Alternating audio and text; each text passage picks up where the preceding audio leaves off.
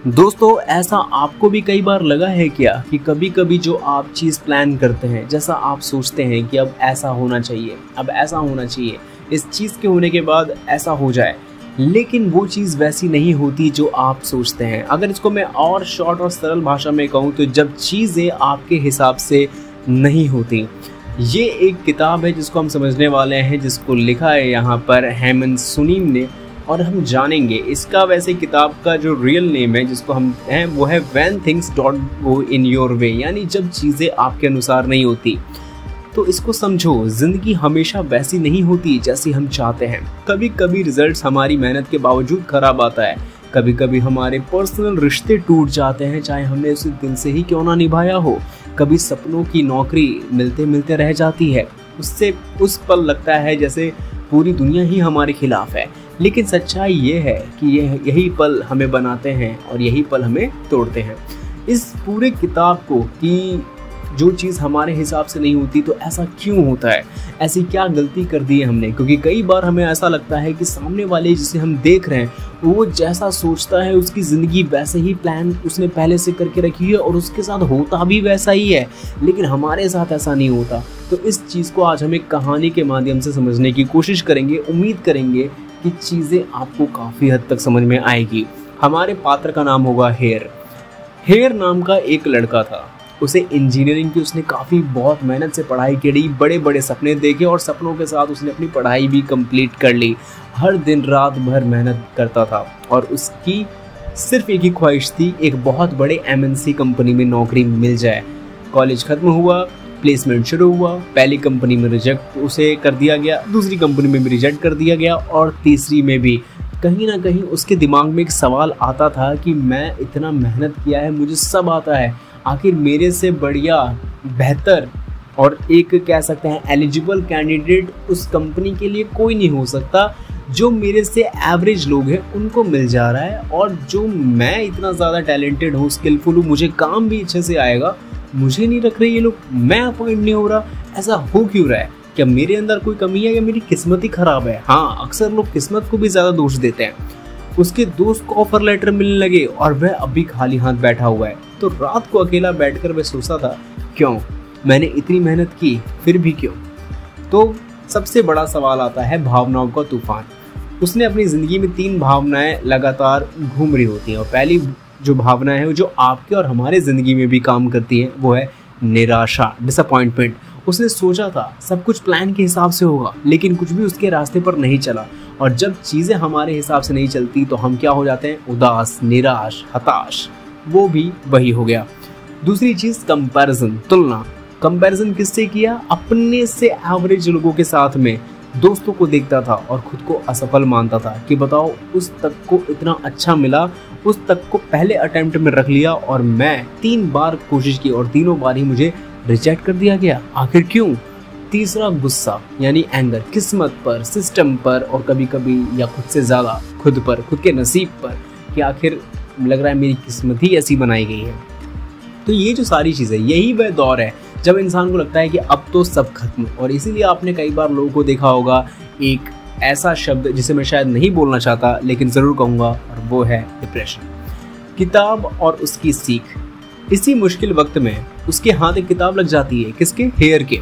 When things don't go in your way, यानी कि जब चीज़ें आपके हिसाब से ना हो। तो पहला ही संदेश उस किताब का उसे छू गया। पता है क्या था?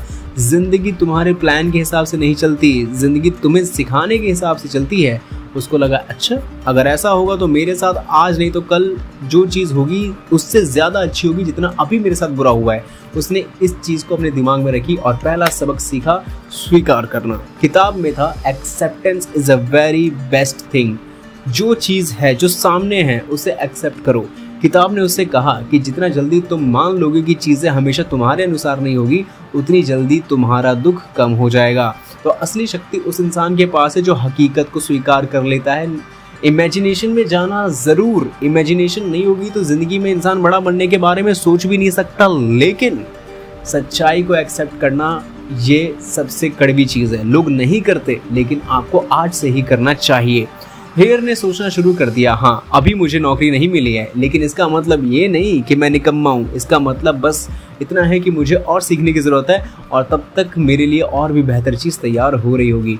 दूसरा सबक, नज़र बदलो, पर्सपेक्टिव शिफ्ट या पर्सपेक्टिव ही चेंज। किताब ने कहा या तो तुम हर सफलता को हार समझ लो या तो उसे सीखने के हिसाब से समझो। हेयर ने देखा कि जिन कंपनियों ने उसे रिजेक्ट किया उन्होंने उसके इंटरव्यू स्किल्स पर फीडबैक दिया था। पहले वह इसे अपमान मानता था, लेकिन अब उसने इसे सुधारने को सोचा कि आखिर में इसके सुधार कर लेता हूँ। तीसरा सबक और सबसे ज़रूरी सबक, कंट्रोल उसी पर जो तुम्हारे हाथ में है। हमारे हाथ में क्या है? कर्म। क्या हमारे हाथ में हमारा फल है? नहीं है। तुम मौसम को नहीं बदल सकते, लेकिन चाहता तो तुम लेके जा सकते हो ना। इसी तरीके से हेयर ने समझा वह रिजल्ट को नहीं बदल सकता, लेकिन वह अपनी तैयारी, अपनी स्किल्स और अपने रवैये को ज़रूर बदल सकता है। एक पोलाइट नेचर ला सकता है। क्या गलती की उसमें वो बेटर तरीके से सुधार तो करे ही, उसको वो अपनी मजबूती बना ले। और फिर उसने सीखा चौथा सबक जो था पेशेंस यानी धैर्य। जिंदगी की सबसे बड़ी परीक्षा ही इंतजार है, जो आज के दौर में लोग नहीं करना चाहते। किताब ने कहा कि जो पेड़ आज लगाया है वह कल फल नहीं देगा, लेकिन इसका मतलब ये नहीं है कि वो फल नहीं देगा या फल नहीं आएगा। फल आएगा, लेकिन उसके अंदर धैर्य के पानी से उसे सींचना पड़ेगा।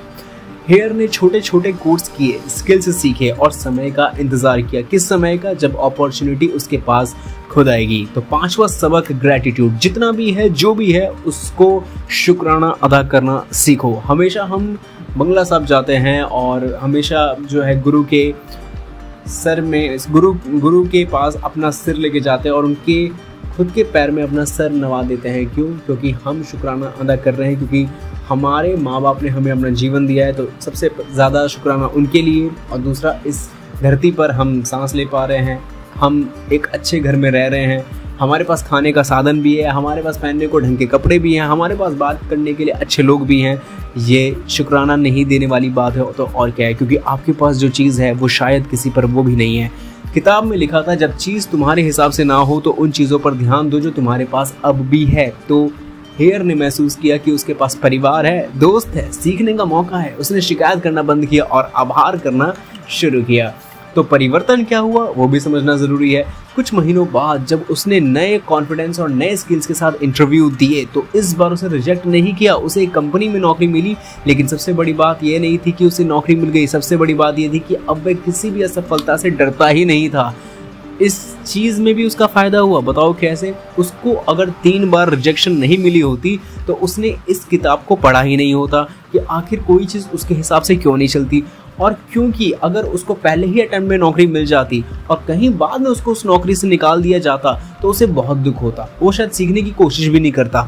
लेकिन 3 रिजेक्ट मिलने के बाद उसने उस किताब को पढ़ा और अब उसके आने वाले जो भी हार है, उस हार को वो एक अवसर समझने लगा और उससे उसका कितना बड़ा फ़ायदा हुआ वो आपको समझ में आ ही गया होगा। तो असली जीत वो नहीं है जिसमें आप हार मान लेते हो और हमेशा शिकायत करते रहते हो। इसमें सीख लेने वाली बात यह है कि खुद को मजबूत बनाओ। और यहाँ पर जो हेयर पात्र था हमारा, उसने दूसरा ही रास्ता चुना। तो उम्मीद करते हैं किताब की बुक समरी आपको पसंद आई होगी और कोई भी सवाल हो कमेंट में लिख के ज़रूर पूछें।